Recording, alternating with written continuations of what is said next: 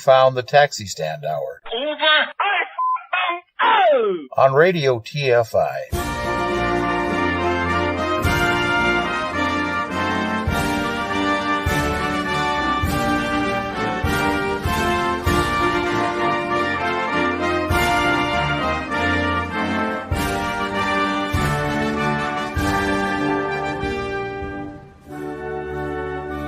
Join the conversation. You can reach the guys at 754-800-CHAT, 754-800-2428, on Twitter at Taxi Stand Hour. From a payphone, call collect.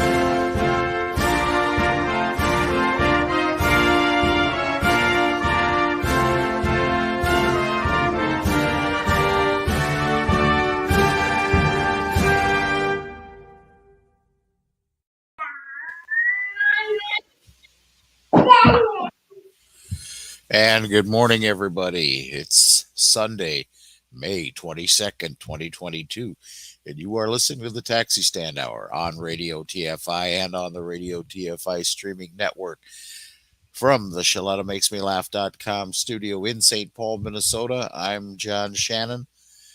Over there, way over there in the Radio TFI Executive Tower, which has not relocated to this point. It is the one and only Ed Van Ness. Good morning, sir. Good morning, kids and kittens, from the hot and steamy east coast of these United States. We trust you've had a fun and fantastic, or a fantastic and fantastic week. Anyway, we trust you're doing well. Thanks for joining us today. John is too modest to mention it, but I will. He's got a cold or something, so it's not going to be technical difficulties today. That's how he sounds right now. So, oh my God, we wish him well. It's not the vid. We know that. So it's just simple mononucleosis. Which, John, how the hell are you today? Yeah, well, had the insides of my brains tickled last night just to be sure. Uh-huh. And nope, how'd that work out for you? Well, it tickled. But yeah, my apologies to the viewing audience. I'm going to look like crap every time I have to go up here to my nose to wipe it and what have you. So fun times. What can I say? It's all about you, John. But let's make you feel a little bit better here. We're going to get things kicked off with your favorite segment of the day, which actually made it into the Wordle Clue this week. I saw that.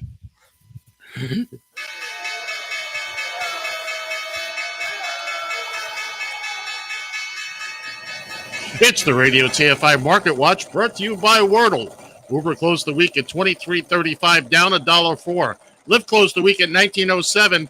Down 93 cents. Meanwhile, Tesla closed the week at $663.90, down $103.94. This has been the Radio TFI Market Watch.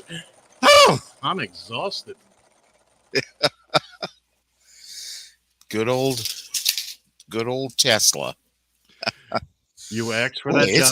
It's fallen like a rock too. Holy buckets! But you requested that. Well, I thought we'd. We're going to keep an eye on that. Yeah, might not be a bad idea for the next few weeks. So, Elon, we're coming after you. Oh, by the way, Elon Musk now a full blown Republican. Yeah. A couple of people made fun of him on Twitter, and now he's all bent out of shape. You know, and it's not that he's another Donald Trump. You know, he never pays any attention to anybody that's talking back to him on Twitter when he tweets anything. But nonetheless, I felt I should point it out that he had said at one point in time in one of his tweets that, oh, Democrats are mean. They're mean spirited. They're hateful. And Wow, wow, wow. I kindly replied to him as think of it as the kid who has been bullied most all of his life, Mm-hmm. and who finally has said, enough, had enough. No more Mr. Nice Guy here. You're going to be a jackwad. Well, now you're going to see what this sounds like coming from the other side. I truly believe that people on the left are starting to finally say that enough is Yes, enough. yes, I agree with you.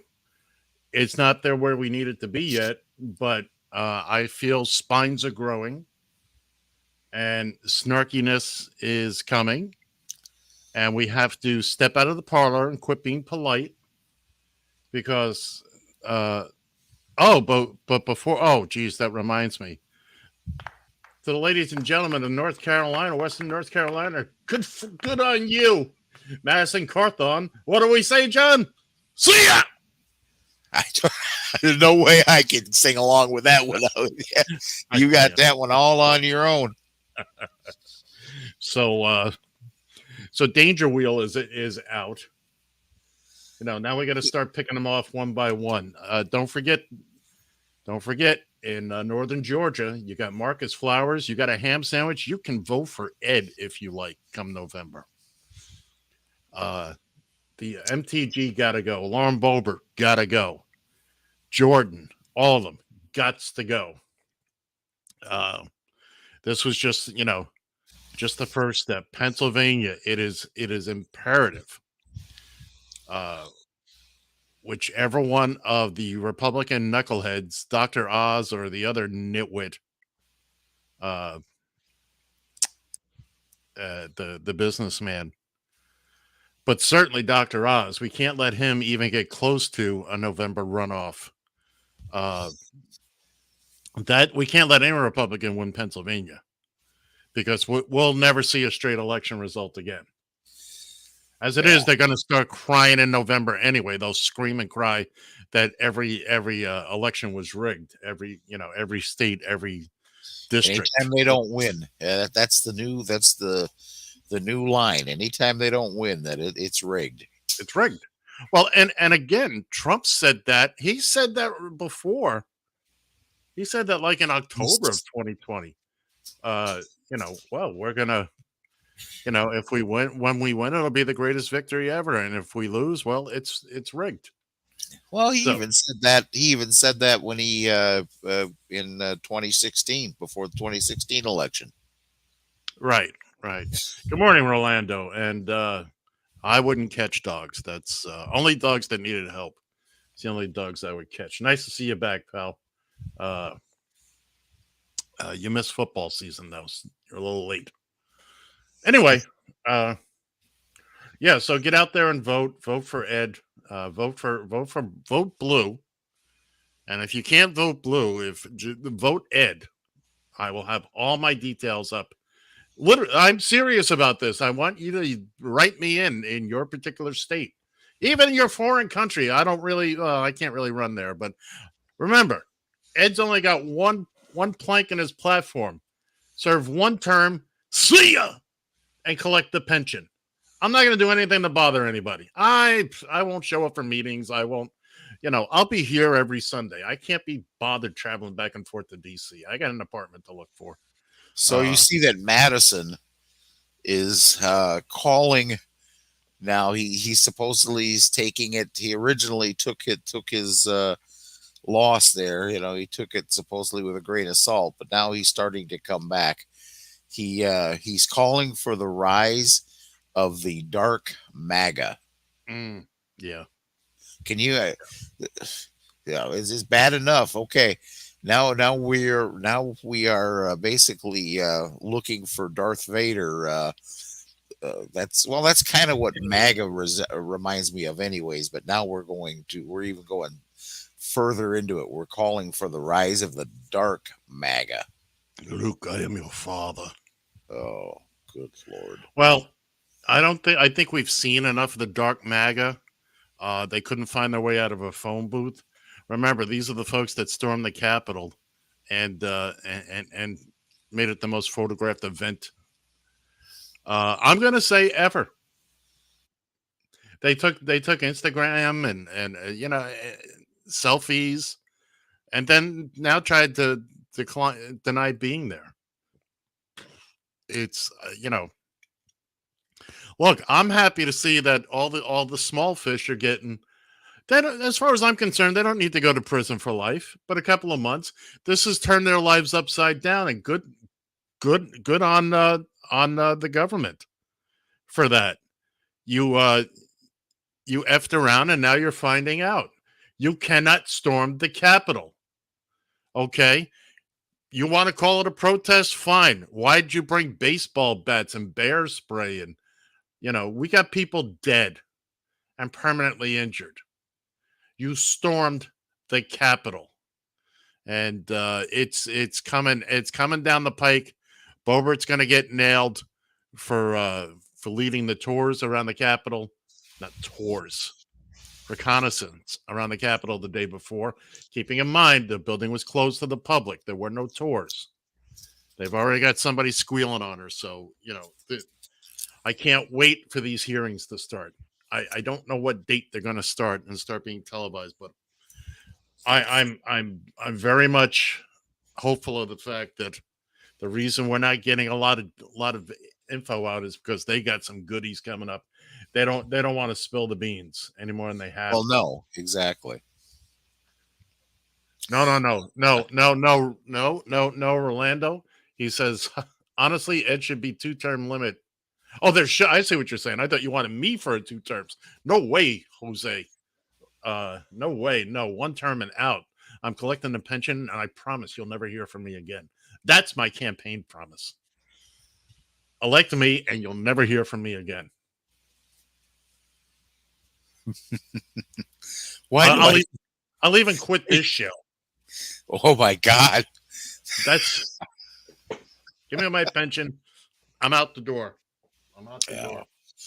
Well, I tell you, it's these people have. We got a whole line of crazy train here today. And I can't wait to unwrap this one, unfortunately. I have to unwrap this one. This is Greg Locke. Ed refers to him as the nasty pastor. Get a load of this guy, seriously. And the worst part about it is he takes himself seriously. I'm to the place right now, if you vote Democrat, I don't even want you around this church. You can get out. You can get out, you demon. You can get out, you baby butchering election thief. You cannot be a Christian and vote Democrat in this nation. I don't care how mad that makes you. You get pissed off as you want to. You cannot be a Christian and vote Democrat in this nation. They are God-denying demons that butcher babies and hate this nation. They hate this nation. Get mad all you want to. I don't care if you stand. I don't care if you throw tomatoes, praise God. I'm about to throw a microphone up in his house. CNN can eat my dirty socks. You cannot be a Democrat and a Christian. You cannot. Somebody say amen. The rest of you, get out. Get out. Get out in the name of Jesus. I ain't playing your stupid games. Bunch of devils. I'm sick of it. They want to talk about the insurrection. Let me tell you something. You ain't seen the insurrection yet. You keep on pushing our buttons, you low-down sorry compromisers. You God-hating communist America. You'll find out what an insurrection is, because we ain't playing your garbage. We ain't playing your mess. My Bible says that the church of the living God is an institution that the gates of hell shall not prevail against it. And the Bible says that we'll take it by force. That's what the Bible says. That's what the Bible says. It's going to get worse. Say hallelujah. Say amen. brothers and sisters of the First Church of the Gooey Death and Discount House of Worship. Sorry, I could not resist. Oh my God. Praise Jesus. Praise Jesus. Yes, Rolando, he is passionate. That is that's a good Christian for you. Denying the views of others, preparing to take not just umbrage, but to do physical harm because someone has a different viewpoint than you do. That, my friends, that's a good Christian. That's why God is going to open the pearly gates to you. And by the way, until you get to the pearly gates, you're going to need to hold on to that key to the pearly gates. But until you get there, we're now selling a version of it that is like a Swiss Army knife. It's got a screwdriver, a spoon, and all manner of good things for only $19.99. Just send your money right here to this here radio station. Say hallelujah. Say amen. Sad part about it is he's quiet, Gil. He's serious. And this guy is serious. I don't know how tall this guy is, but he looks like he's about an inch shorter than me. And then watching him jump up and down on the stage, it's like he is full of it and he knows it. But the people lapping it up don't know it, don't realize it, don't care. They're sending their money because they're hateful. You talk about who the hateful people are. Because I have a different viewpoint than you. I'm going to hell. Well, first off, not so sure I believe in hell. I got to do this once a week with this guy. So look, I can be a tour guide in hell at this point. You want to, but this is what happens. They don't. All these religious fanatics. I'm sorry. I've said it before. I'll say it again. Your faith is your faith, and you are entitled to it. You believe whatever it is you believe. On the same token, I get to believe what I want to believe, and if I want to believe in Democrats, then I believe in Democrats. But exactly. If you're going to sit there and then now down the line, he's going to sit there and deny that very video we just showed and say, I never incited my people to an insurrection. You made it a point to say, wait, if you think you've seen an insurrection, or was it just an erection? I forget. It's been so long. Yeah, he said basically what he said is you ain't seen nothing yet. You ain't. Oh man. So what I'm saying is, bring it.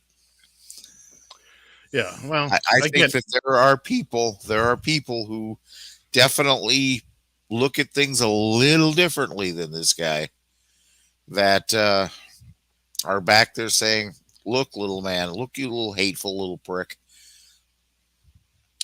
We see you over there. And if all of a sudden you think you're going to start preaching violence and preaching, that's what he's calling for his followers to go out. Absolutely. Calling for his followers to act with violence and what have you. And they said they turn around and they say that people on the left are doing that. All people on the left are saying is, at least me, is that we're listening to you. We're listening to people like this Yahoo in this preacher. Locke was his name, right? Yeah, Locke. Greg Locke. We listen to him. We see him jumping up and down on the stage and acting like a complete idiot. And we're watching this. You're calling for, damn well, you're calling like Madison Cawthorn. You're calling for the dark MAGA. And we just sit back and say, what I'm saying, bring it, asshole. Well, just keep in mind, too, is that the MAGA folks are the same ones who, while on one hand, they've done everything they can to make sure every baby in this country is born. Last week, they all voted many of them voted against bringing in baby formula to keep them alive. Exactly. See, George Carlin was absolutely correct. They don't care once the baby's born. They could care less about that child, Mm-hmm. and they don't care. So it's all a sham. It's all a scam. And again, just to put the little disclaimer out there, it's not my place to say whether abortion is right or not. I don't have a uterus. Neither does the guy sitting next to me, or apparently sitting next to me. It's magic. But that's up for women to decide. And if I'm asking for support, I will gladly provide it. I have in the past. I would be happy to do so in the future. That being said, they're a bunch of yahoos. And see, this is what we got to stop tiptoeing around it. While, yes, everybody's entitled to your opinion, you're not entitled to incite violence, which is what this clown is doing. Mm-hmm. So exactly. Yeah, baby formula. Baby formula, exactly. What they actually voted down, from what I understand, was to allow, apparently on the WIC program, which is a program, for those who don't know, helps mothers obtain formula. It's not quite food stamps. It's a little more generalized than food stamps. No, WIC is food stamps. No, Ed. Actually, I've known a couple people over time who've received WIC. All right. Yeah, it is. It is specific. What you're handed, at least back in the day, you're handed basically a. It's not food stamps. It's not. Geez, remember back in the day of food stamps, they were like money. I do, and actually, I got in trouble once. I went to the post office and I tried to mail a watermelon with food stamps. They asked me to leave the premises. I tried. But you're going to just let me sink on this one, aren't you? You damn Skippy. No, but WIC is specific to baby formula. It's also milk, cheese, cereal, that type of. I thought that was all food stamps.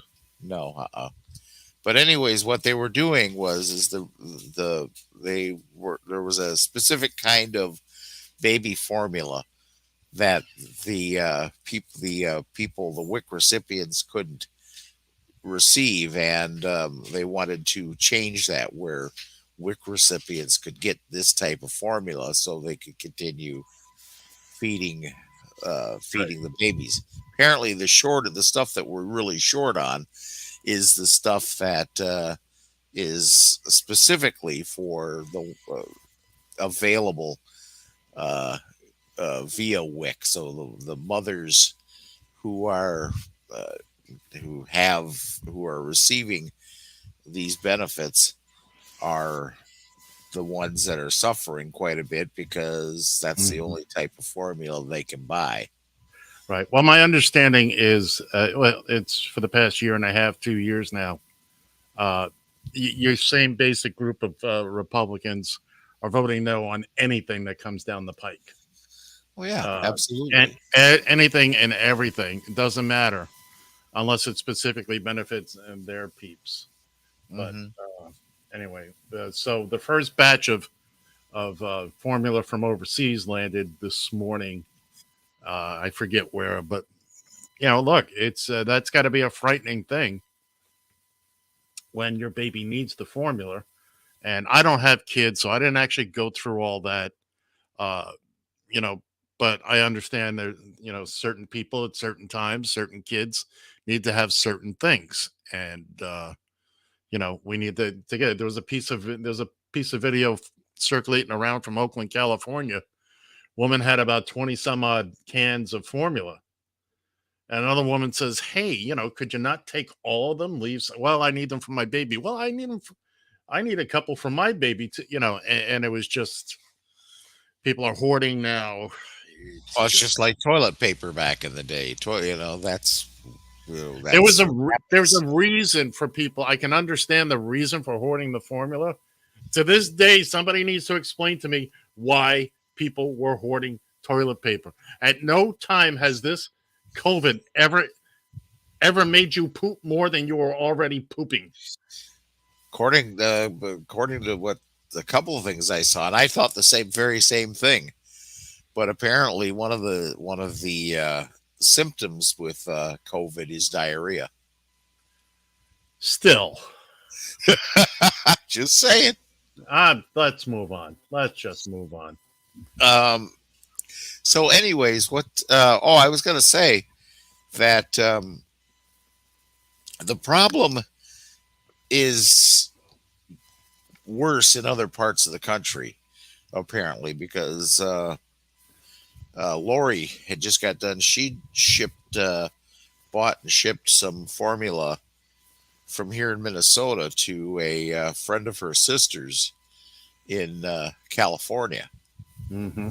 And apparently, you gotta look a little bit for it out here, but the Walmart's now, granted, as soon as the Walmarts get it, it flies off the shelves. But they've been able to restock here in Minnesota.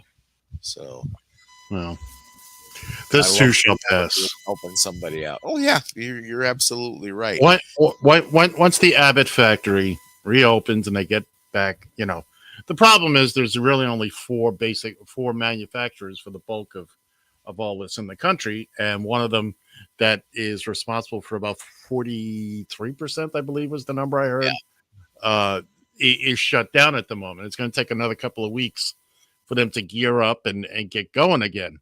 Although they knew this was coming. This is what it's surprising, is that they knew this was coming. This shutdown was coming, and nobody did anything about it. But why be proactive about a problem when we can overreact and run around like nitwits? Because that's where the fun is. John had me working like a dog last night, putting videos together and all that. And John, I got to step away for a second. I'll be right back. Take over, my friend.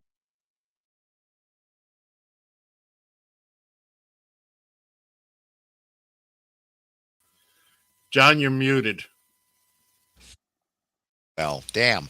Speaking of the videos that Ed was talking about, and forgive me, this is probably not going to be the first time that I've slip up on the mute button, because I've had to hit it quite a few times already today. Let's take a look at Tucker Carlson here, where he is, even more so than Sean Hannity, has become the lightning rod. He has become the one that is putting it out there, and through his rhetoric and through his little show that he's got going, is helping turn some people into ravenous idiots here. So let's look at this one here real quick. The more I think about it, it takes a lot of gall for Eye Patch McCain to attack moms who are worried about baby formula as, quote, pro-Russia. I mean, that's one of the most outrageous things I think I've ever heard, now that I'm thinking about it. I mean, why not just answer the question? Why the attacks? What does that tell you?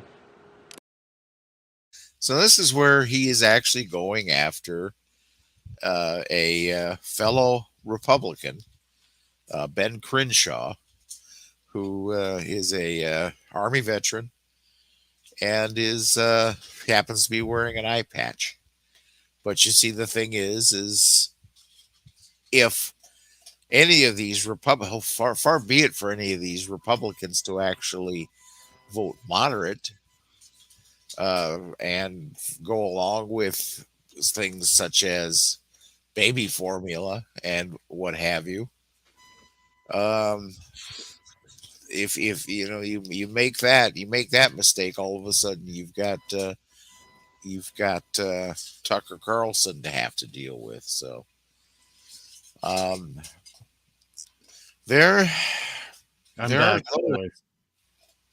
I see you. There are those who suggest that Tucker Carlson should be held responsible for the insurrection, for the rioting on January 6th. Um, here's a couple of folks that actually would agree with that position.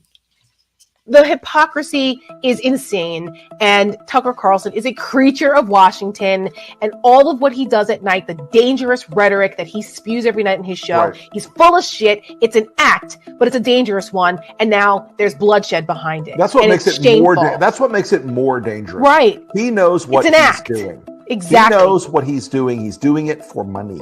Yep. And look, Sean Hannity is not very smart.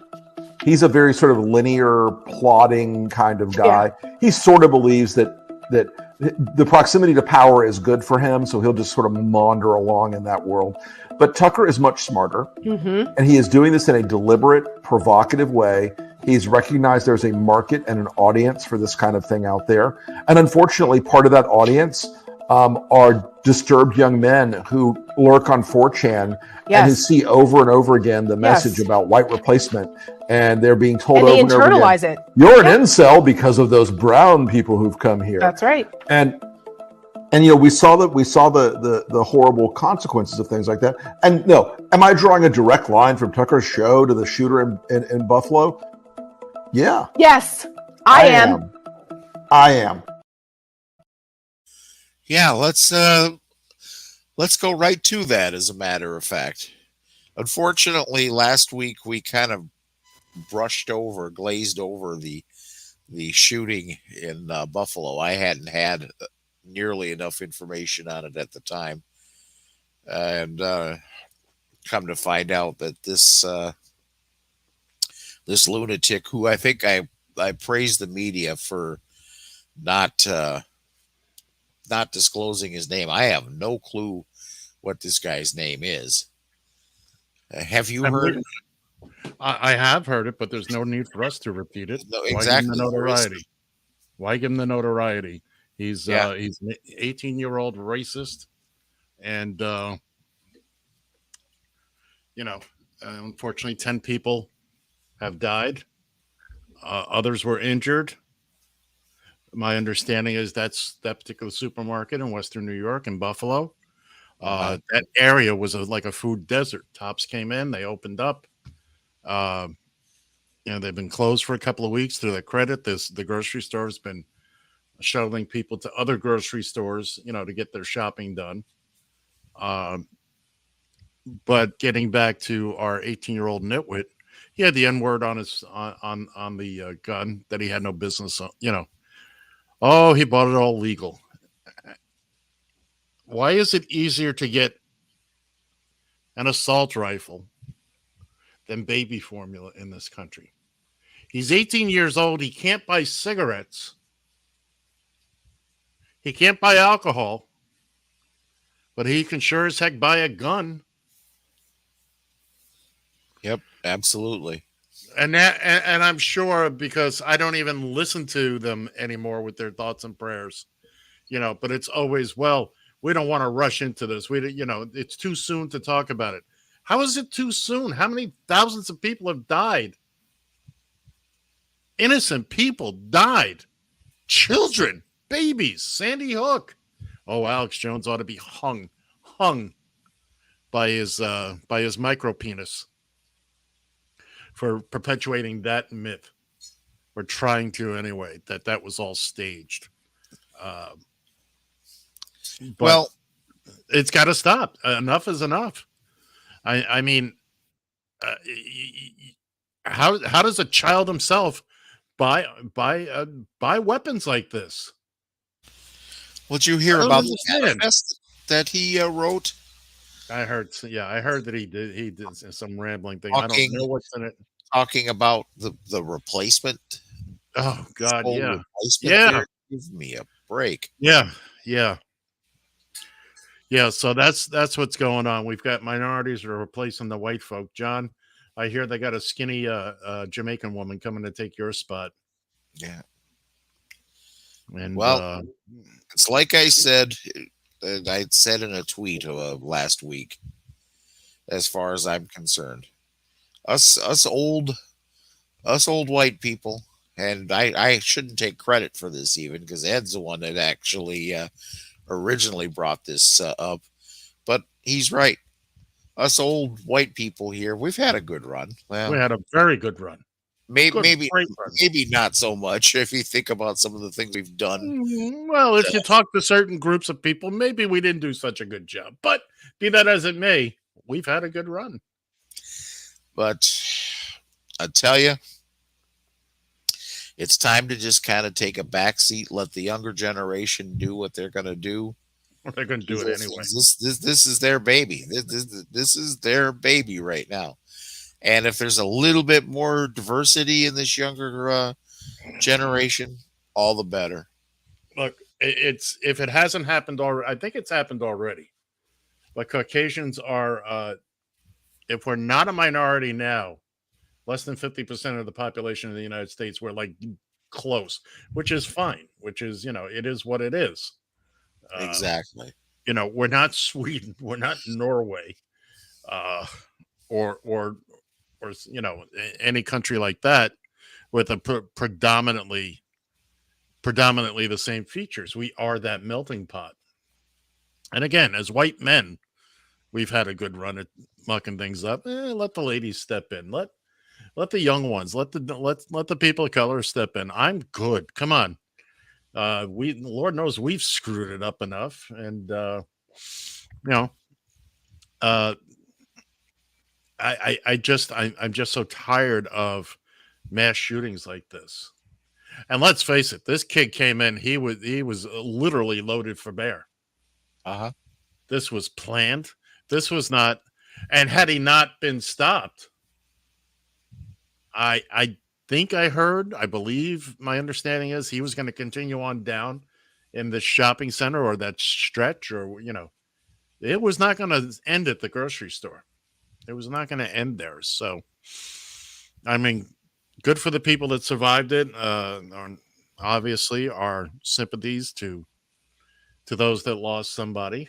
Now, you know what you never see though, is with all the atrocities over the years that have happened to African Americans, you never, to my knowledge, ever see in these mass shootings, you never see a black man going and shooting up someplace that is predominantly white. It has happened. I know for a fact it's happened, but the guy in the New York subway a month or two ago. Oh, big news here. Big news here. Okay. He set off a smoke bomb, started firing. I won't go into it. Turned himself in the next day. It's not nearly as predominant. There's no question about it. The white ones, the white folks are doing much, much more of that. It's not 100% Caucasian, but it's darn close. It is darn close. And we do have POTUS speaking on white supremacy. So let's hear what Uncle Joe has to say about that. White supremacy is a poison. It's a poison running through it really is. Running through our body politic. And it's been allowed to fester and grow right in front of our eyes. No more. I mean, no more.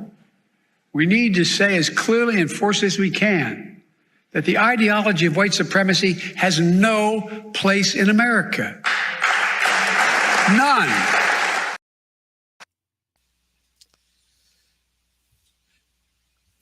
And good morning, Shaletta. Thank you for joining us here. She's right. As a black woman, what was that she'd said earlier? Let me read off that again. As a black woman, I can't be scared to go to the freaking grocery store. And us old white guys, we don't know that fear. No. We don't. We don't know at all. We don't know at all what that feels like to have to walk into a situation and have to worry about something like this happening just because of the color of your skin. Or worse yet, just being the presumption that I'm going to create problems simply because of the color of my skin or my appearance. Yeah. No, we have no clue what that's like. And normally the people creating those problems look just like us. Yeah, unfortunately. That's so, yeah. Now, speaking of go ahead, John.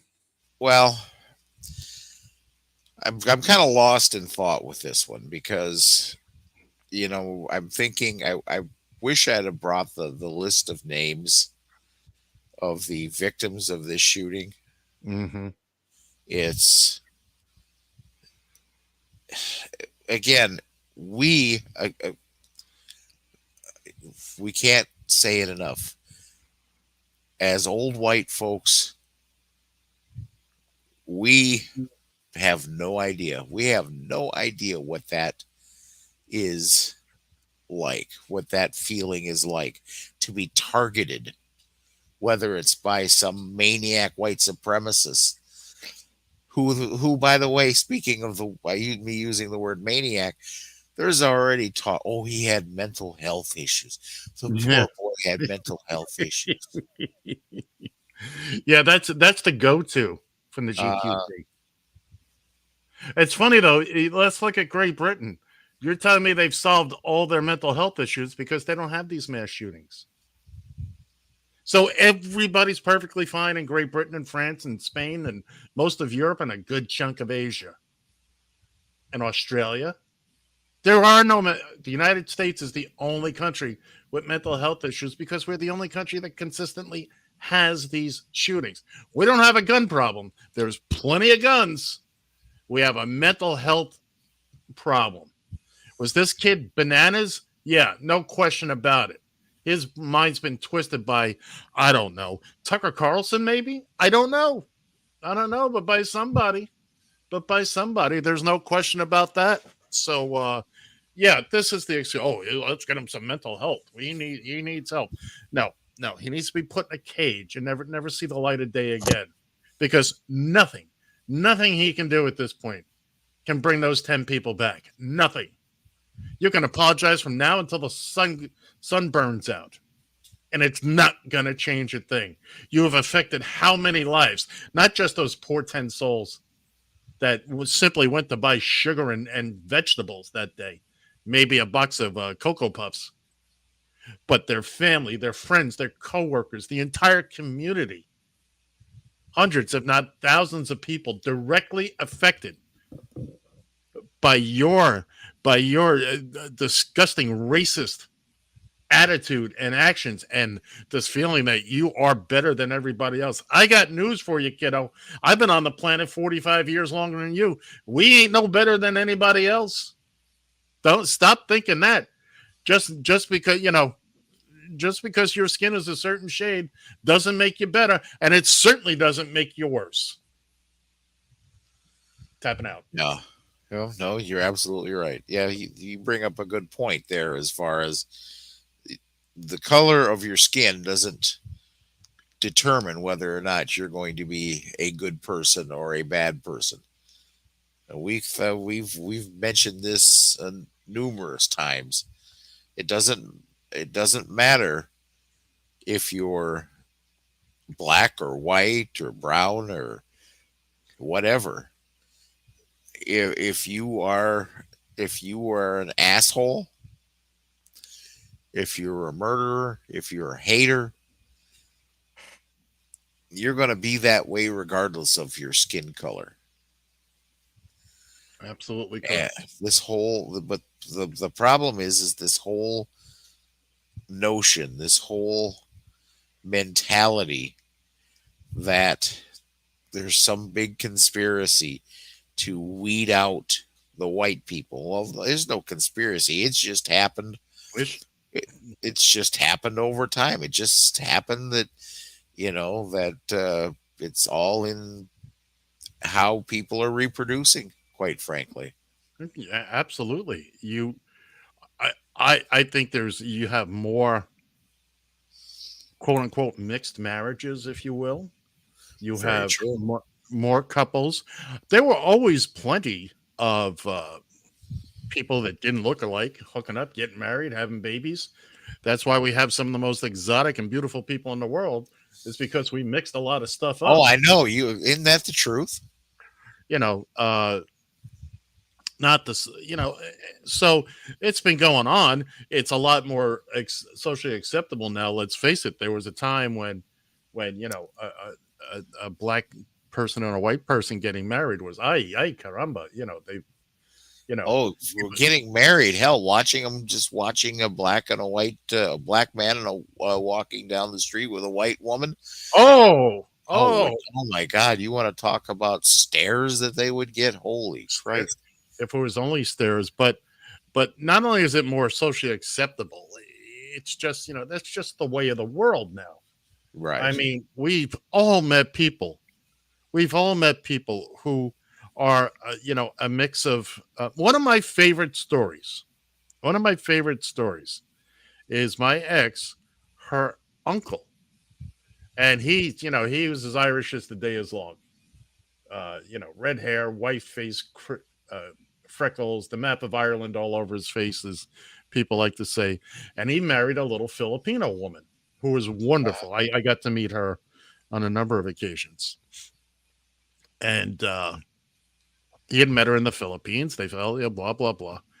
Now their kids, their sons, they have names. What were their names? It was like Jimmy and Billy, and then this straight Irish, surname. But when you meet them, it's these huge these huge, big, huge guys. Samoan. She was Samoan, not Filipino. She was Samoan. So that, think of one of these big Samoans you usually see playing football, but he's got the most Irish name in the world. It's not what you're expecting. Uh-huh. My cousin married an Indian woman. Same thing. Their kids have, strictly, generally considered, Caucasian American names. Mm-hmm. And you never would think when you meet them, oh my God, this is, who they are. It's not the face you're thinking of when you hear the name. You hear the name, and I won't say it, but let's just say it's Johnny Smith.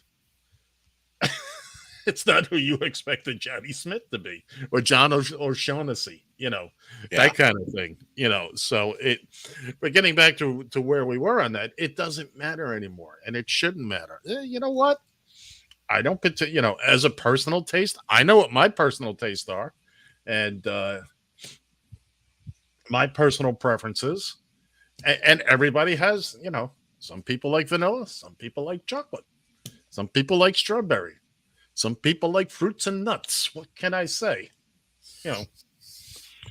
We'll just let that go. Thank you. Thank you very, very much. I thank you, and the listening audience thanks you. But this is where we are now, and like it or not, you're just going to have to suck it up.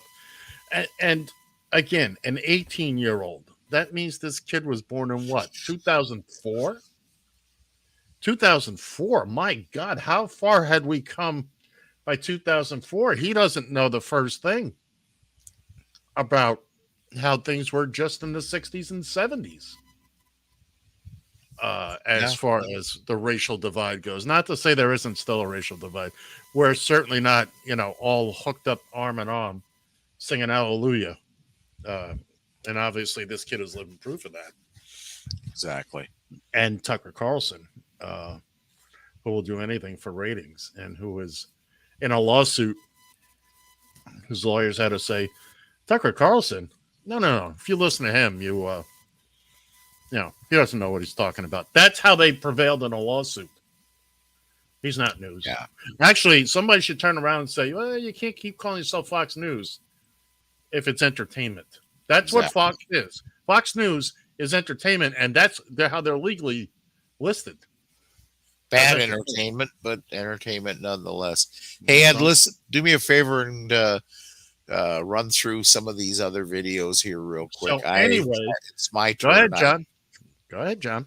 So anyway, during the week, our one of our old favorite presidents, old W. Bush, WMD Bush,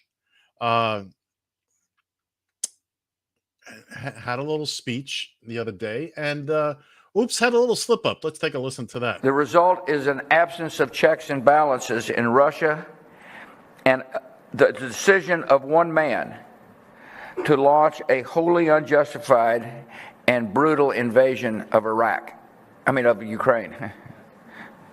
Iraq, too. Anyway, 75. Well, what do you know? Finally, the truth comes out. The truth comes out.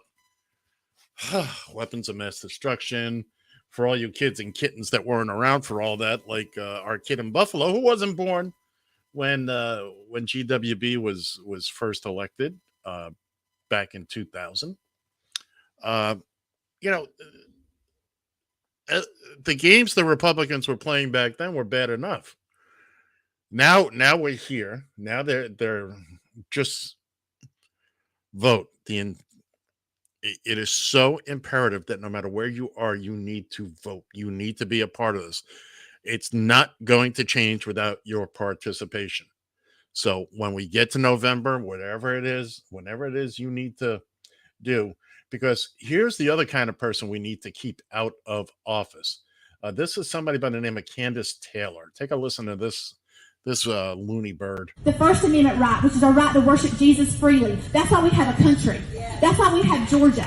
That's why we had our founding fathers come over here and destroy American Indians' homes and their land.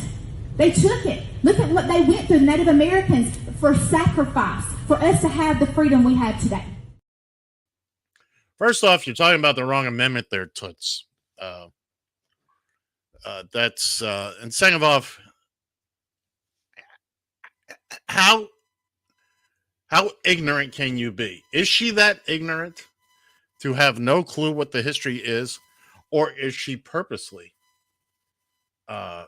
just spewing vile garbage out of her mouth? I mean, I don't know. I just came across this person the other day. I don't know much about her. Quite frankly, that's all I need to know about her. But to think that the Native Americans let themselves be slaughtered and run upon and their land taken so that you could sit there and talk about Jesus, who, by the way, is, I won't even get into that anymore. John Shannon is back. Hopefully everything's okay. Everything's ducky. Thank you. And while we're at it, while we have a couple minutes here, I don't get to hear this person speak very often. And now I'm glad I don't, because take a listen to Justice Clarence Thomas. Oh, geez, I'm glad you saved that for me. Oh, by all means, John, go right ahead. I am so glad you saved that for me, or saved that until I got back. This guy.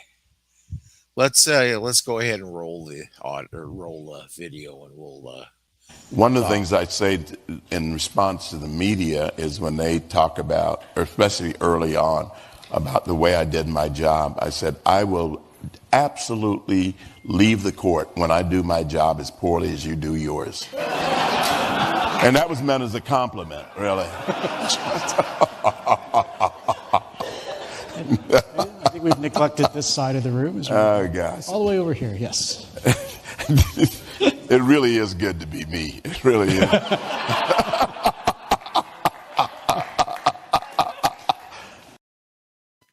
Before you go on, John, two things. First off, that laugh. That was where I was going to start. It sounds like the maniacal evil laugh in a bad movie of the super villain. And he knows it. Okay, it's good to be me, which, by the way, is from History of the World Part 1. It's good to be the king. Piss boy. Don't get me started on all that. But he knows his job is, the only way he can lose his job is to be impeached. And with our current GQP in Congress, that ain't going to happen. So he's safe and secure. I'm on a side note, which we can talk about some other time. I saw this proposed, and I think this is a fabulous idea. 18-year terms for Supreme Court. And somebody did it. You would do one like every 2 years So every president each term would get to appoint 2 Supreme Court justices. Once the system gets it, once you get out the ones who have the lifetime appointments now, I think it's a fabulous idea. John Shannon. Well, you're right. Something has to be done about that. Let's talk about Clarence. Let's hear what you got to say about him. Well, one thing, the whole thing about that maniacal laugh of his, good Lord. Oh. But here's a guy who makes no bones about who he is, what he believes in. And you don't see a whole lot you don't see him getting a whole lot of flack about his wife, the second shaman of holy. I mean, you want to talk about somebody that, listen, if I was Clarence Thomas, I'd be telling Ginny there to, shut the hell up. This is gonna. But on the other side of that coin, why should he? He's got job security. He's got nothing to worry about.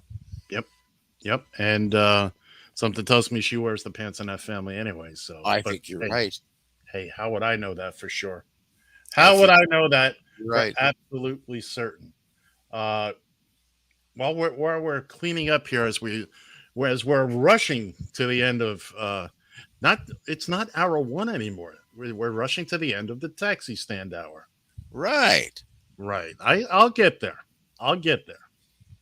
It's I'm making some adjustments, but I totally understand. So we've got some goodies coming up in hour number 2. John is the Wayback Machine is back. I wanted that to be a surprise. Oh, well, you got to say these things in the in the pre-show meeting. In pre-show, how much pre-show did we have? You were gone for most of it. I had a wonderful meeting, quite informative, as a matter of fact. It went so smoothly. There were no questions. I just buzzed right along, and we've also got One Hit Wonders coming up, and it's our reigning champ. Play That Funky Music versus Terry Jacks, Seasons in the Sun. Now, I saw the Twitter poll. I'm not going to give it away. I don't know if the face plant is the same, but this could be very, very interesting. They tend to go the opposite way of each other. So I really don't know how that's going to turn out, but tune in. And then we'll discuss next week's challenger, which there was some controversy over yesterday, and we'll get into that. We'll talk about it in due time, if you will. In due time, you best believe we will. And what else? Oh, then birthdays as well. The John swore we'd only do 5 birthdays a week, but anyway. So we got birthdays. We've got the Wayback Machine. We've got One Hit Wonders. We got and whatever else we can cook up in the during our next hour. Do we consider it a whole new show? It's just killing time. It's not only a description, it's the title of the show. Or it's not only just the title, it's what we're doing. Just killing time with John and Ed coming up in just a minute or so just here. Minutes, yeah, exactly. As we wrap up here, and John's going to take us out now. Am I going to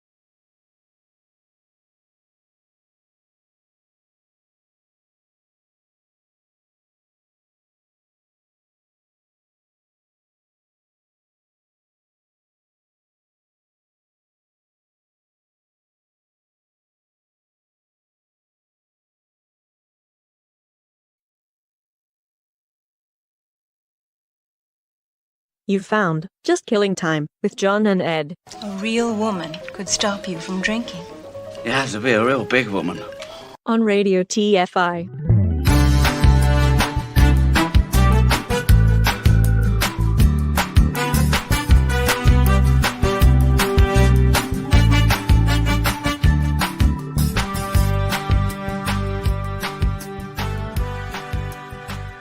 Join the conversation. You can reach the guys at 754-800-CHAT, 754-800-2428. If you are watching live, the comment section is open. From a payphone, call collect.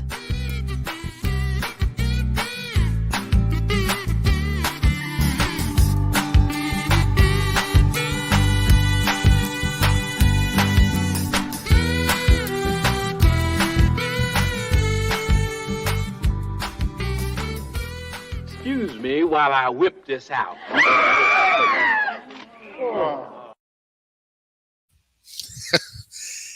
And welcome back once again here now to Just Killing Time on Radio TFI and on the Radio TFI streaming network. So, again, from the ShallottaMakesMeLaugh.com studio in St. Paul, Minnesota, I'm John Shannon. Over there, he hasn't moved, over there in the Radio TFI Executive Tower, it is the one and only Ed Van Ness. Once again, good morning, sir. Good morning, kids and kittens. Welcome to Just Killing Time, where what are we doing, John? Just killing time. Just killing time. So we're gonna murderize an hour here. Thanks for joining us. And now I turn it over to the star of of this hour, John Shannon. How the hell am I the star of this hour? How did I become the star of this hour? It's all about you, buddy. It's all about you. Yeah. You wanted it all. You got it all. Well, all right. Well, let's go ahead and I guess sleep right into this particular segment, like we've been doing each and every week. By the way, I found a little different source this time for the birthdays. So all right, will,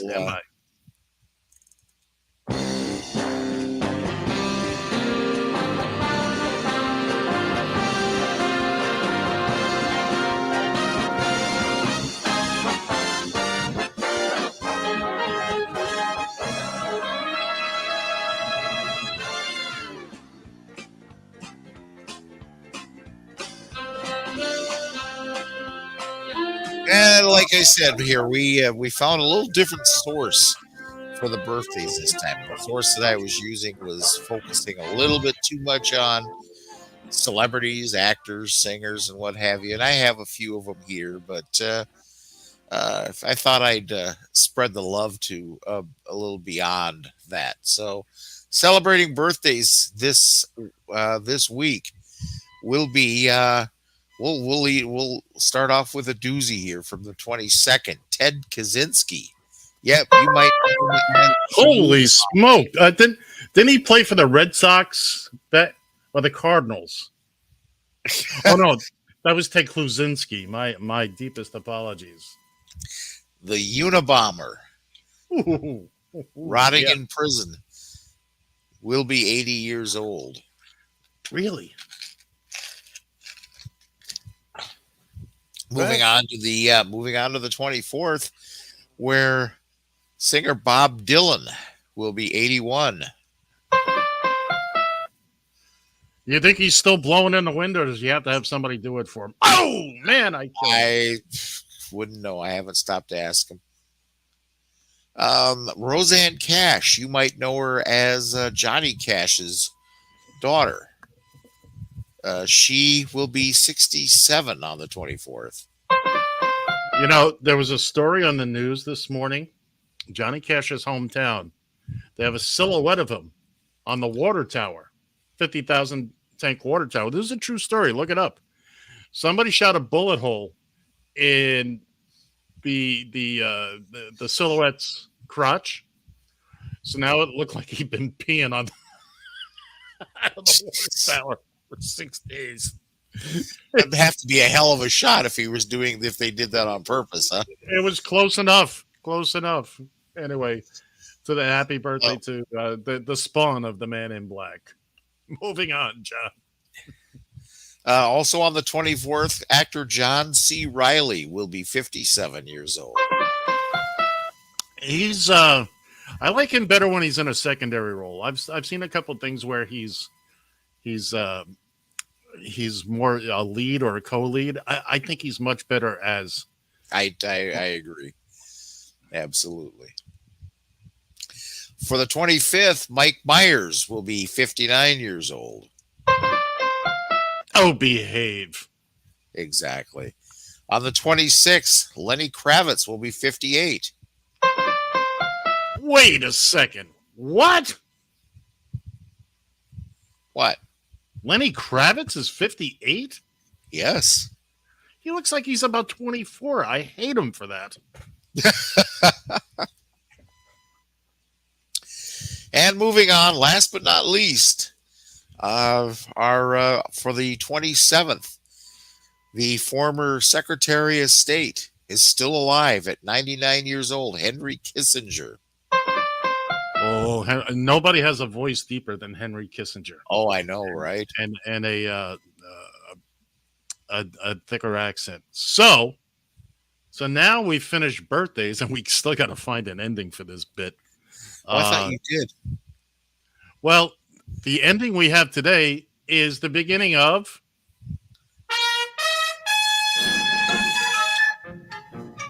Welcome, ladies and gentlemen, to another exciting installment of Professor Shannon's Wayback Machine, a look ahead to what's happened in the past. Here's your host, Professor John Shannon. I decided it was time to dust off the Wayback Machine. Doggone it! That was fun. And what I decided with this is I decided not to go so deep into things that we'd have no earthly clue why would we talk about this. But so I found some interesting things here. Now this is again. Well, before we get going, John. Yes, this is a look ahead to the past. Yes, but I'd like you to look at the graphic, and for those of you listening on the radio, I apologize. I want you to take a good look at the graphic. And you're not going to find everything now, but I'll over time we'll discuss it. Anything pop out at you? Well, let's see. I see the phone booth. Now there's a name from was that Doctor Who, right? Doctor Who, yes. And that's called something in specific, and I have the TARDIS. No idea. TARDIS, is that what it's called? That's the TARDIS. And you've got then of course you've got my favorite movies franchise of all time, Back to the Future. Then you got some clocks. You got Peabody and Sherman over there on the lower right-hand corner. The originators of the Wayback Machine. Exactly. But they spell it WABAC. I forget what it stands for, but that's all I got for that. I don't have. Okay. Go ahead. Give us what we got. Okay. Going back here. Whoops, that's the wrong page. Going back to this page. There we are. So from the 22nd of 1992 was Johnny Carson's final appearance as host of The Tonight Show. Did you watch that? I did not. I did. I watched it. I watched that the night before. He had Bette Midler on, and that was that. She sang to him his favorite song. Oh, and the last night he didn't sit behind the desk. He sat on a stool out, on the stage by the curtain. And one of the things he talked about was his son, who had passed away in a car accident, I think a couple of years before that. And it was very touching. He didn't go overboard with it because that's not who he was. Who's next? May 23rd, 1785 So 1785. 1785, where Benjamin Franklin announces the invention of bifocals. Which I happen to be wearing as we speak. Thank God for Ben Franklin. Do you think that if it wasn't for Ben Franklin that somebody would have come up with bifocals eventually? I believe so. I believe so at some point. You're probably right. Okay, moving on to May 24th, where the first 1935, where the first Major League night baseball game was played. Oh! I know this. Okay. It was either Cleveland or Cincinnati. How am I doing? Well, take a pick. Cincinnati. You're right. Very good. Thank you. Now, do you know the score of that game? 1-0. No. Cincinnati Reds 2. Philadelphia. Now, we don't know if that's the Philadelphia Phillies. Sure we do. Was that the Phillies? It would have to be. There was no interleague play back then. Oh, that's right. Because I'm thinking the Philadelphia A's, but they were American League. They were American League. The only interleague play, excuse me, would have been World Series where it counted. I mean, maybe a little bit of spring training. The Philadelphia A's would be there another 20 years before they shifted on over to Kansas City. Mm-hmm. For an 11 grand years. scheme of things, they weren't in Kansas City very long, by the way. I think it was 11 years. Yeah. They were there. We're going to go on now to May 25th, very recent here in 2020, where the video of George Floyd's arrest and murder while restrained in Minneapolis police custody shows he was pinned to the ground by Officer Derek Chauvin for 8 minutes and 46 seconds, igniting widespread condemnation and nationwide protests. Oh, that wasn't the one I wanted. Yeah, what a day. What it led to, and putting us Memorial Day of all things, too, if you can believe that. I do believe it. I remember that. I remember that specifically. Oh, by the way, I have to backtrack here a little bit here from into birthdays here. I forgot one very, very special birthday on the list. Go ahead. Also on May 25th of 1965, where the lovely, the talented, the beautiful, my wife, Lori Shannon, was born. So, and a happy Wednesday birthday to you, Mrs. Shannon. And we'll try to make the wordle clues a little easier for you, because I understand you're struggling. He said, putting a match to the dynamite. Oh, good Lord. All right, going on to May 26th of 1927, Henry Ford and the Ford Motor Company produced the last and 15 millionth Model T Ford, better known as the Tin Lizzie. Man invented the assembly line, changed this nation forever. Also on the 25th in 1967, EMI releases Sgt. Pepper's Lonely Hearts Club Band a few days early in the UK. It would go on to be number one for 15 weeks in the US and 22 weeks in the UK. And last but not least, on May 28th of 1972, White House plumbers, in quotes, first break into the Democratic National Headquarters and install listening devices in the Watergate complex in Washington, D.C. That didn't work out so well, did it? That did not work out so well. And the Republican Party hasn't recovered since. No, they haven't. So is that it? That's it for the Wayback Machine this week. And again, we need a closing for that too. I got a lot to work on. Yes, you do. We might as well roll right into it then, John. Let's roll right into it. Are you ready? Let's roll right into it.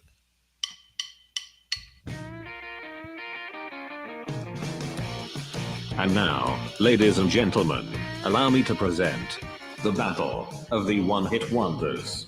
Here's your match official, John Shannon. And which you could also say could have come from the Wayback Machine, because we're still looking at music from the era of the 70s. So welcome to the Battle of the One-Hit Wonders. Let's get right into it. Here is our challenger from 1975. This is Terry Jacks. We had fun, we had seasons in the sun, but the hills that we climbed were just seasons out of time. Goodbye, Papa, please pray for me. I was the black sheep of the family. You tried to teach me right from wrong. Too much wine and too much song. Wonder how I got along. Goodbye, Papa, it's hard to die. That was Terry Jacks with Seasons in the Sun from 1974. Now, here's your champion from 1976. It is Wild Cherry.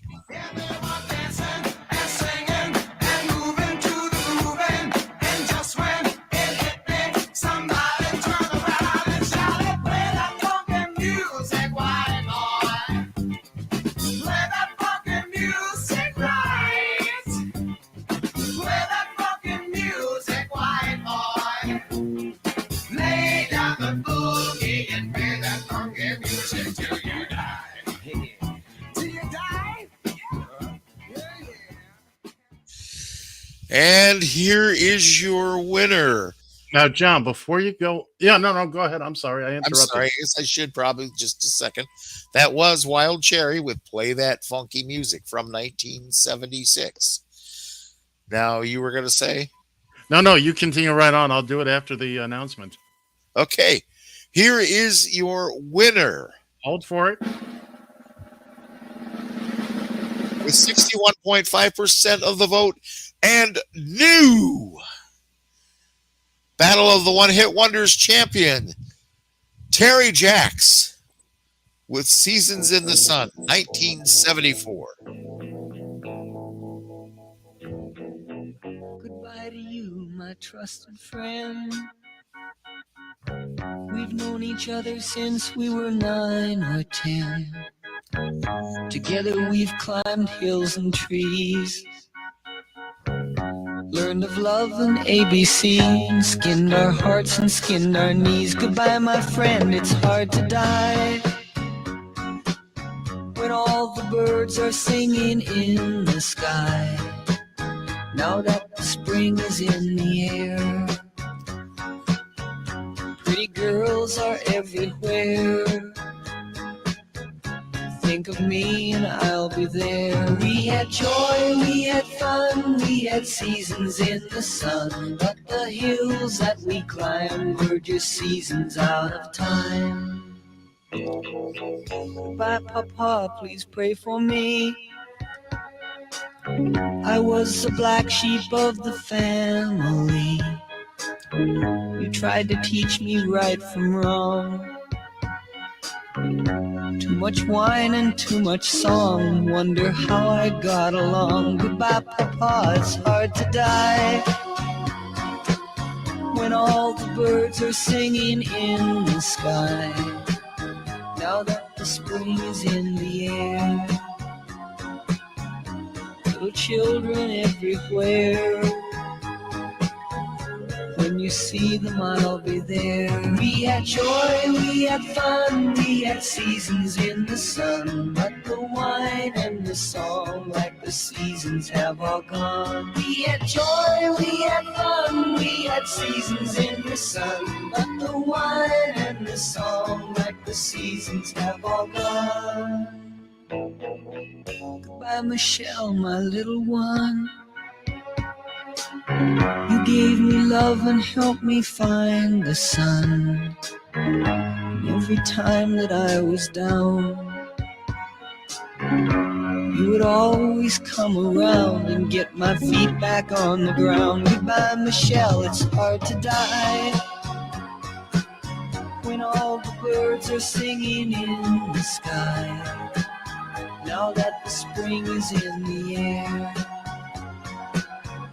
with the flowers everywhere, I wish that we could both be there. We had joy, we had fun, we had seasons in the sun, but the stars we could reach were just starfish on the beach. We had joy, we had fun, we had seasons in the sun, but the stars we could reach were just starfish on the beach.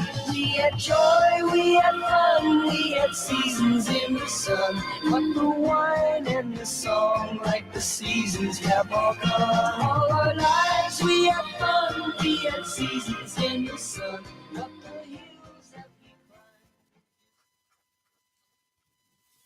And once again, that was Terry Jacks with Seasons in the Sun. Your winner and new champion from Battle of the One Hit Wonders. Now, we already got a challenge from 1974, by the way. Now, I did see on the Twitter that this was winning by about that 60%. It was a big margin. Well, I guess it was the same on It actually Facebook. went 80-20 on Twitter. Okay. And that's where it's the 60 a little closer on the Facebook page. How close? I think actually, to tell you the truth, I think it was a dead heat. Now that I don't have it in front of me. Really? But I think dead heat. Really? Now, before we get into next week's challenger, there was a bit of controversy last night. Yes, there was. So I get to prepare these cards and the graphics and have all the audio ready. I have to get next week's challenger from John. He gave me the name of a song, Ellie Mae, Judy May by Boomer Castleman. Who? Boomer Castleman. Yeah, and that's I even listened to the song. Never heard of it before. And as much as this is John's segment, and this is pretty much his show, the Just Killing Time, until we get to football, that is, and we blow all this crap out the window. I had to put my foot down. I never heard of it. Look, there's songs out there that I barely know but if even I can't recognize it, I don't know that our listeners will recognize it. Now, this one that's coming up, I promise you've heard it. You probably haven't heard it in a million years, but you've heard it. And generally, I don't step over John's picks except for when they're not actually a one-hit wonder. No, you're not going to live that down. Yeah. So anyway, so we had a little kerfuffle last night, but we managed to square it out. John, you want to tell the people about what next week's challenger is? By the way, I'm going to find out. I'm going to do some more what's the word? Research. That's the word. On it's called science. No, I don't. I'm going to do a little bit more research on that song because my feeling is just because you haven't heard of it doesn't necessarily mean that it wasn't played on Top 40 radio. I didn't say it wasn't played on Top 40 radio, but considering that at that time I was in the number one market with a gazillion radio stations playing every song imaginable at the time, specifically the top 40 stuff. Right. The melody didn't even sound. The tune, just nothing of it was familiar. And I don't mind obscure. Like this one coming up is obscure, but it's still recognizable. There were a lot of obscure songs from that particular. I agree. But Ellie Mae didn't fall as far. It was Judy May. Yeah, whatever. Get it right. Anyways, next week. This is next week's challenger now. So get ready to vote. Vote early. Vote often, if you will. This is 1975. Sammy Johns.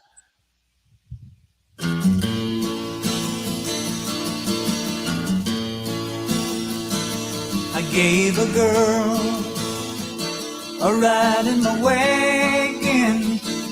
She crawled in and took control. She was tired, cause her mind was dragging. I said, get some sleep and dream of rock and roll. Cause like a princess she was laying there, moonlight dancing off her hair. She woke up and took me by the hand. She's gonna love me in my Chevy van, and that's alright with me.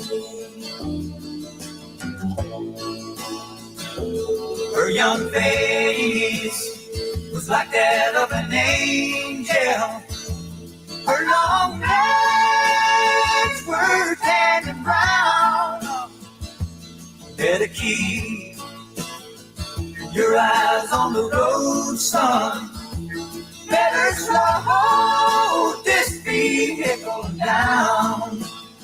Cause like a princess she was laying there, moonlight dancing off her hair. She woke up and took me by the hand. She's gonna love me in my Chevy van, and that's alright with me.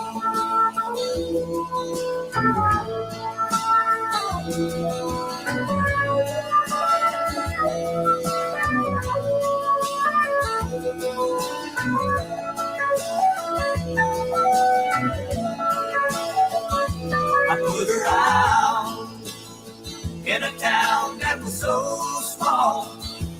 You could throw a rock from end to end. A dirt road main street, she walked off in bare feet. It's a shame I won't be passing through again. Was like a princess she was laying there, moonlight dancing off her head.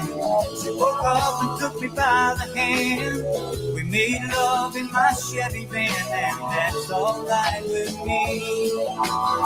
Was like a princess she was laying there, moonlight dancing off her head. She woke up and took me by the hand. We made love in my Chevy van, and that's alright with me.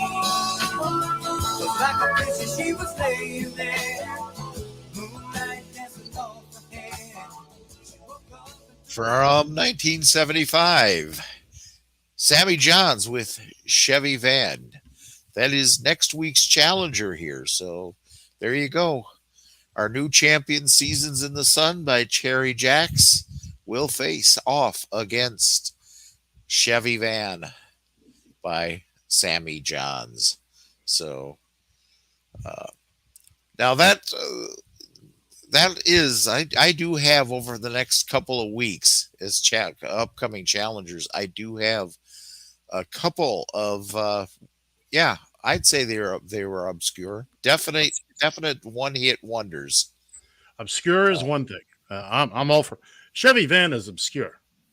I mean, that thing hasn't seen the light of day to these years, and probably since 1975. It's familiar, and once I started hearing it, okay, some of the lyrics come back, and you're kind of bobbing along there, and all that, and that's. But again, Fannie Mae, whatever that was, that's That was just Now you're just trying. Now you're just trying to be difficult. I'm not trying. I'm being difficult. Learn the difference. Well, now I'll give you this. A lot of the ideas I have for these one-hit wonders come from listening to my satellite radio. Okay. Sirius satellite radio. And that's fine. And that's fine. And I will give you this, that while Chevy Van does make it to that make it in that playlist, I will come on. I'm not the only person that's ever heard of the song Judy May. I'm not saying you are, but I use, like I said earlier, I'm not even vaguely familiar with the song, to the point of I don't know the tune, I don't know the melody, the words, the lyrics are certainly not. I've never heard of the artist. I'm a big fan of one-hit wonders. Okay. And I used to listen to the radio a lot. You know, I listened to a good chunk of music, especially back from that day. And John, when I tell you, until I played that last night, I had never heard of it or heard it. And I just felt it would have been a little, I thought this was much better Chevy Van. You know, even though it's a one-hit wonder, it's got to have a little, oh yeah, I remember that to it. It's okay to pull something out that hasn't seen the light of day in 40 years, but it had to be a big enough hit. I mean, being in the top 40, you know, just because you made it to number 39, you know, did you ever listen to Casey Kasem's American Top 40? All the time. The first hour was just like, what are these songs?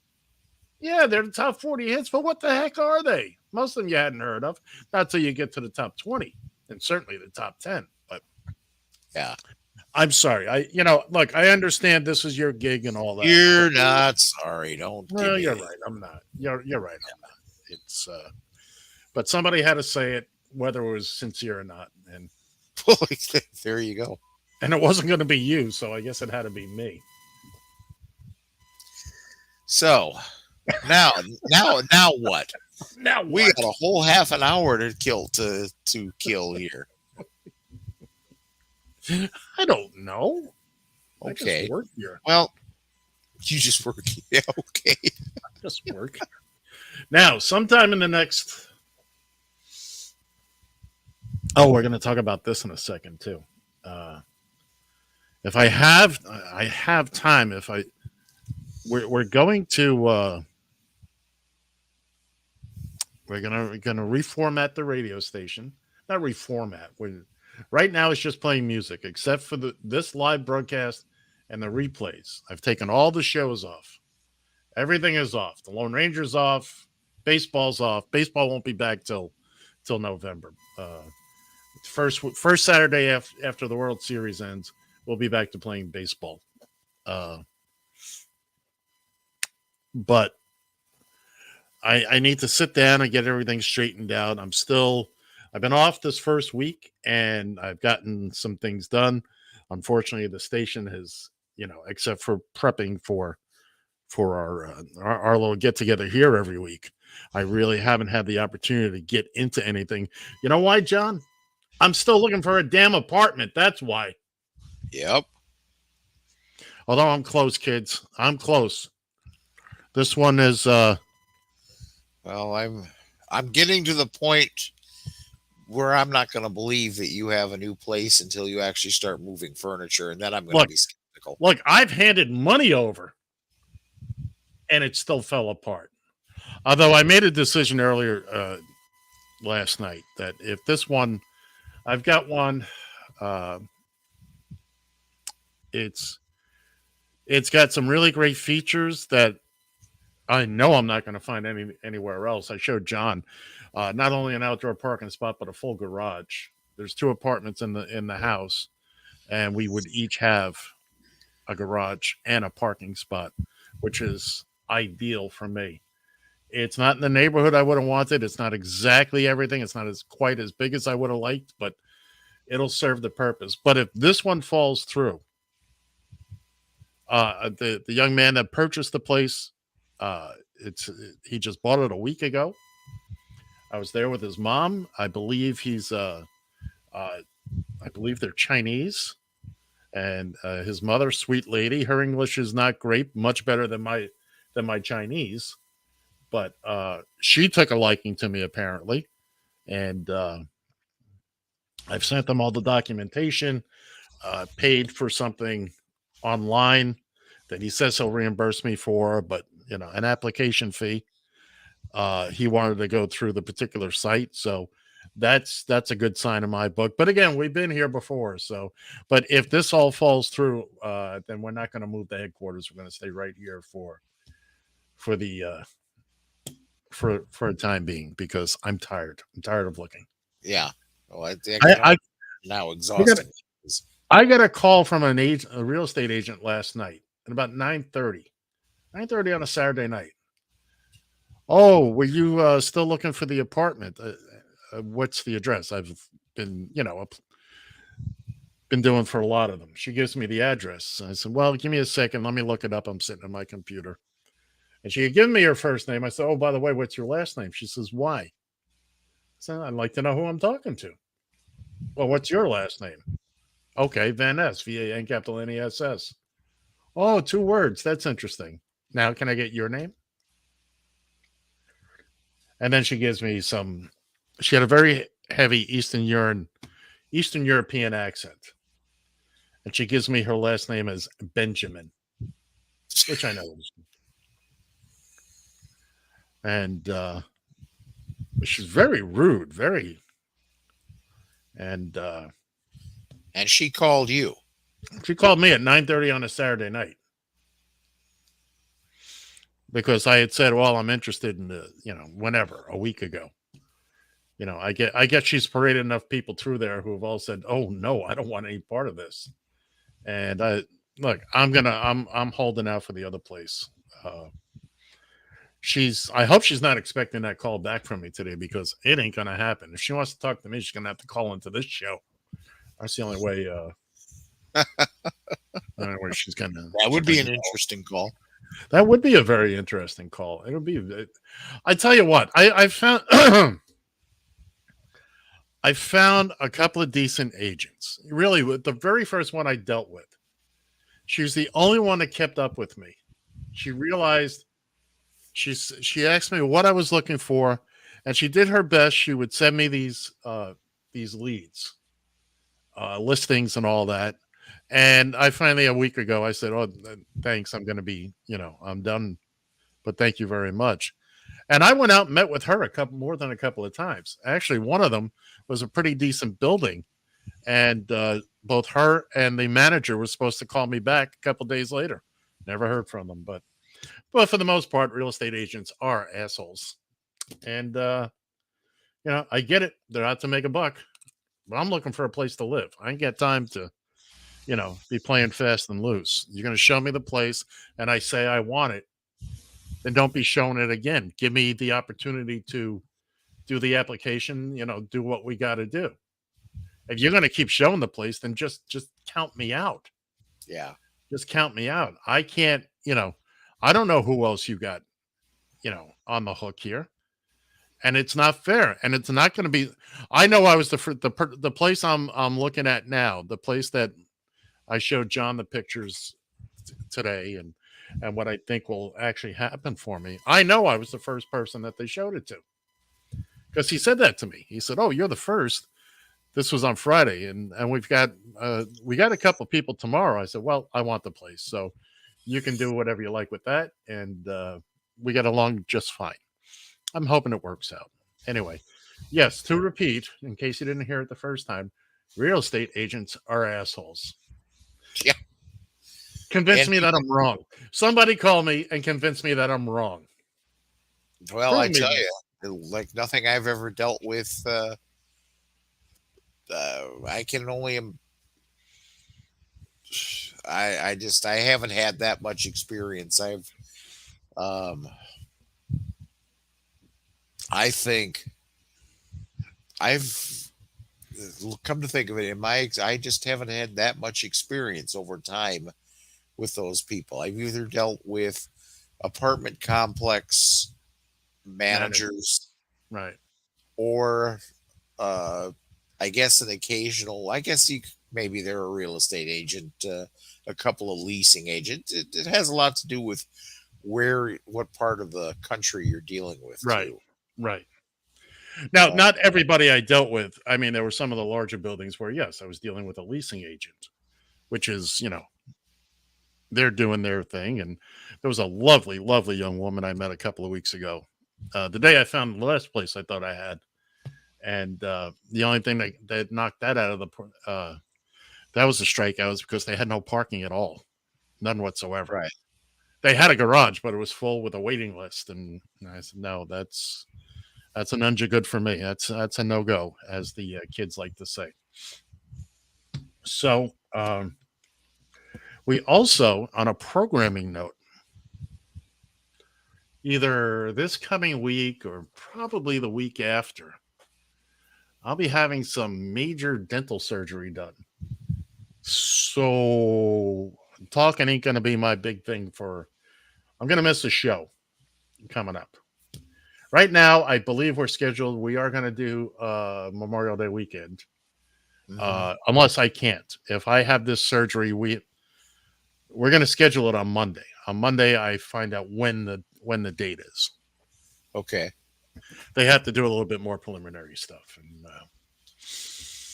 and then I'll know once I get that. I'm trying to lock this down between this and potentially moving. I thought for sure I would have had a place for May 1st, at the latest May 15th. I would be in the process now of moving. And like this upcoming week would have been my big moving week. Having furniture delivered, all that good stuff. And I was wrong. We still don't have a buzzer. I got to get a buzzer sound. We don't have one. I have one. I just don't have it where I need it. Have I babbled on enough? Have I? No. I mean, the questions. Well, no. Just I going back to your process here about the move, and I myself have always been one that have liked dealing with the property owner themselves. I don't want to deal with somebody that's that is an agent and has several, properties and whatnot. Right. No, I would actually like to deal specifically with the landlord. And I realize that that's kind of a pipe dream these days. It doesn't happen near as much as it used to. Right. But as far as the show goes, as far as, I've got somebody that I have been in contact with a little bit over time. She's a friend of mine, friend of the family of. I don't know if I remember you are mentioning that a young lady that I'd known for damn near all of her life. Geez, you okay over there? Yeah, I'm fine. A young lady had passed away, and this was a friend of that family's. She is in the definitely in the LGBTQ community, and she is looking more specifically with being transgender, and I have been thinking about bringing her on the show at some point in time, just to talk about. I want to be educated about this. I have no idea, no clue in my body. I have no clue in my body what it's like to be gay and to have those feelings, let alone to have feelings of I'm not happy with who I am, in my body. I want to be thought of as being from the other gender. Do you have those feelings? No, I don't. But I'm sure. I'm positive. Really? I am very positive. John, that doesn't mean I dismiss it. John, you're not gay if you don't push back, just so you know. Okay. But I'm not dismissing. By the way, I didn't intend for this to get into a whole programming thing. I was just mentioning that either probably this next Sunday or the Sunday after, I won't be here. Or at least I won't be able to speak. Just like the sign says over there, just killing time. Just killing time, right above me. Right above me. There you go. And if you really wanna, if I can get to it in time, there you go. There you go. That's the sign you're looking for. That's what we're doing right now. No, but I would. She has told me that she'd be interested in coming on the show. Excellent. I figure that having her on the show, when you were thinking about taking time off or needing to take time off or something, that would be the ideal time. You're right. It would be. Okay. So we'll that's kind of what I'm looking at when you have to bail for your dental work. Right. And we'll get into it, but I'll probably, still run the board, still run the show, but I won't be talking. Oh my God. What will we ever do? You'll have a much better show, that's for sure. And I did not want to be the one to say that, but you know what I get to do every couple of minutes? Miami has the Dolphins. Go ahead, keep messing with it. Way too early for that. You think so? I know so. The schedule's out, and I meant to have that handy. And so what I'm going to do now, while John talks about whatever the hell John's going to talk about, is well, we mentioned that that the Vikings are going to be playing the Dolphins in Florida towards the end of the season. I couldn't think of a better time to go to South Florida. Oh, there is no better time. Okay, let's see. I'm gonna tell you right now. Where there's the Vikings. October 16th. Oh, that's not late enough. I thought it was to be later in the season. That's just when it gets really, really nice. That's the October 16th is when the humidity has just about been sucked out and the drier air settles in. So it feels cooler. That's when the temperatures are still in the mid 80s, but it feels cooler. Right now, we went from 50 something degrees 48 hours ago. We're at 90 degrees today. And yesterday, this heat wave that just came rushing through. No. October 16th is a beautiful time. Granted, if you want the big, the big change, you get on a plane February 1st. You leave 18 feet of snow in Minneapolis, and Arctic temperatures, and you step off the plane in Fort Lauderdale. It's 70, 72 degrees, clear skies, and you're wondering why haven't you made this decision much sooner in your life? But no, that's a nice time. That's a very nice time, and it's a Fox game too. I don't know what that means to me, but well, that's usually when how they've been doing it is. What's that? I know why they do it. The visiting team generally determines which network it's on. Right. Yeah. Oh, but you don't know how you're going to be able to watch that game. Oh, I'll have it all figured out by then. Fortunately, because of the great year they had, we're going to get a few more national games. I hate the fact that we open and close against the Patriots. I don't know why. It just bothers me. Let me see. We play the Bengals week 4 on a Thursday night. That's 2 weeks before those Vikings. Right after the Vikings, we are the Sunday night game against Pittsburgh. Pittsburgh comes to South Florida. Let's see. We also have That's not really it. That's not really it. We got a TBD week 15 against Buffalo. Depending on how those teams are playing, that's probably going to be a national game. And we close against the Jets. I'm sorry. Our next to last game is the Patriots. Then it's the Jets. Keeping it heavy in the division there for the last couple of weeks. Well, every team now plays at the first game of the year and the last game of the year are division. Okay. A lot of teams. I personally believe the next to last game should also be a conference game. So that actually, I mean, all games have impact on the playoffs, but you have a much more direct impact on the playoffs on your seeding if you're playing within the conference. But everybody wraps up in the division. That's been going on for about 10 years now, which I think is a wonderful, wonderful idea.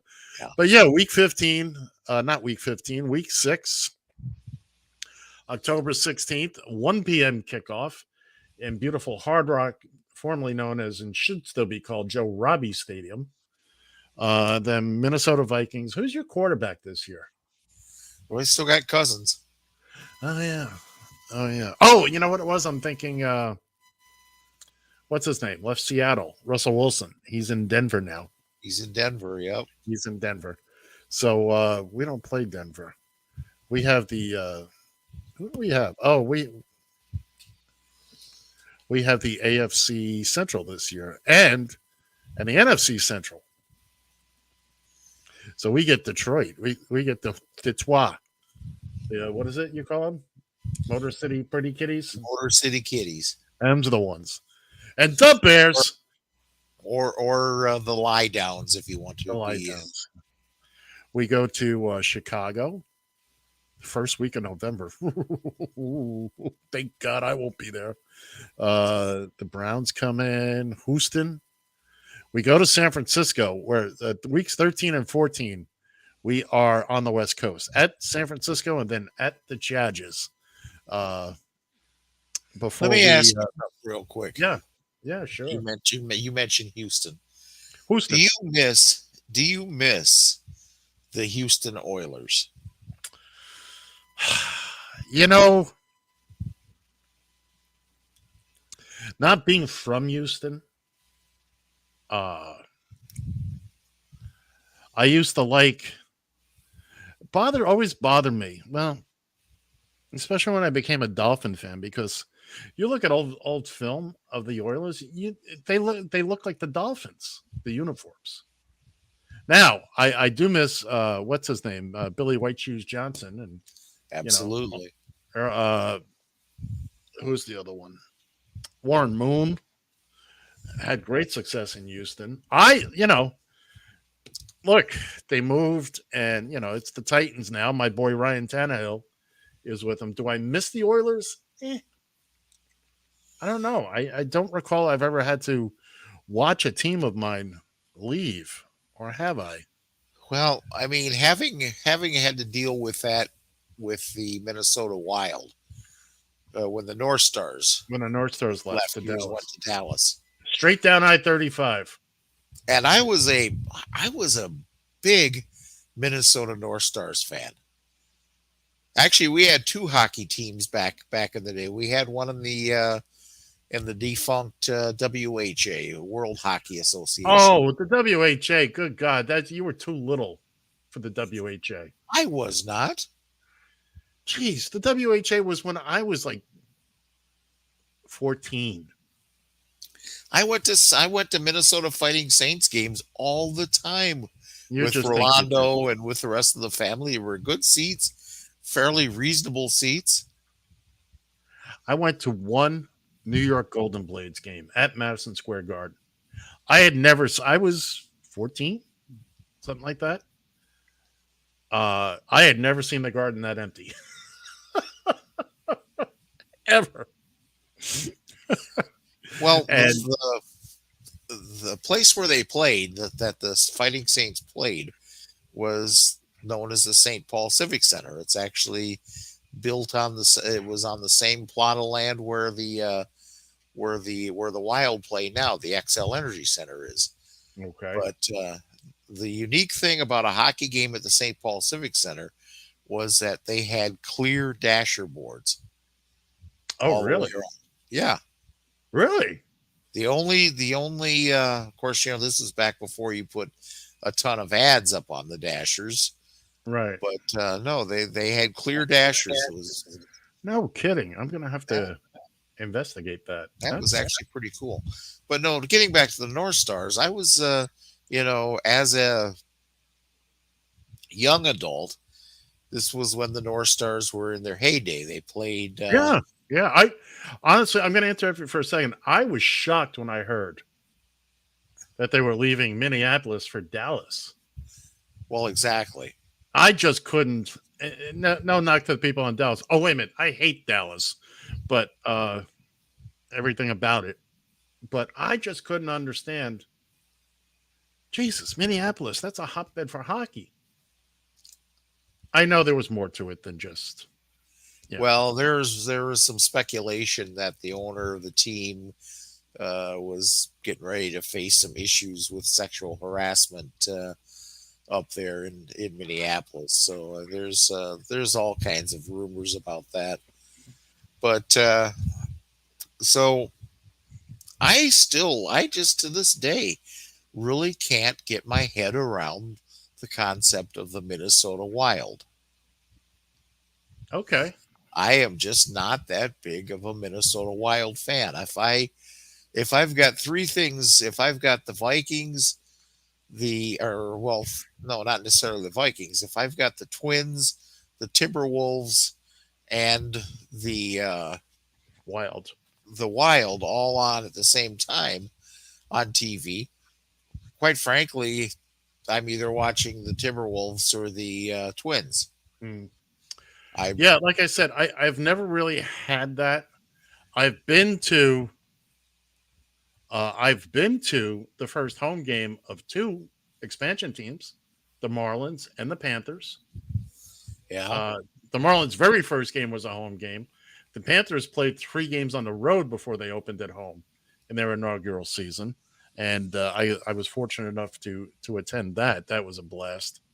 So I living in when I moved to South Florida, all we had was the Dolphins. So while I was living there, we got the Heat, we got the Marlins, and then we got the Panthers. And so it was great to keep picking up these. Remember, I grew up here in New York City where we had nothing but we had 9 professional sports teams as long as I can remember. I remember when the Islanders were an expansion team. Yeah. I remember when the Devils moved here they started out in Kansas City. Yep. As Kansas City Scouts. Then went to Denver as the Colorado Rockies. Yep. And then moved to Jersey.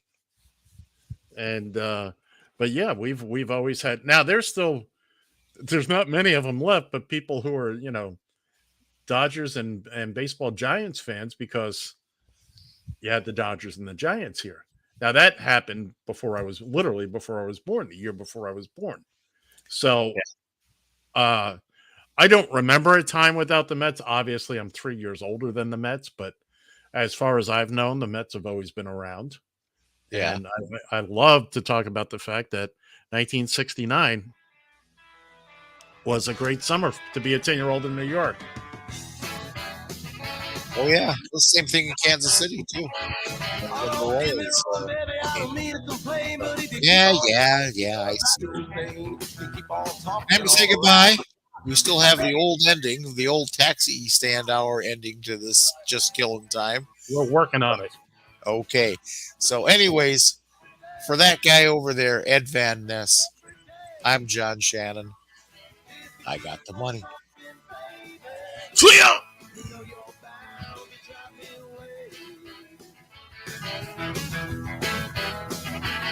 Yes, if you keep on talking, baby, you know you're bound to drive me away. Yes. Yes, dear. Yes, I'm listening. Oh, I heard every word you said, honey. Yes. Yes, dear. Oh, I agree. You're right. Yeah, you're always right. Yes, dear.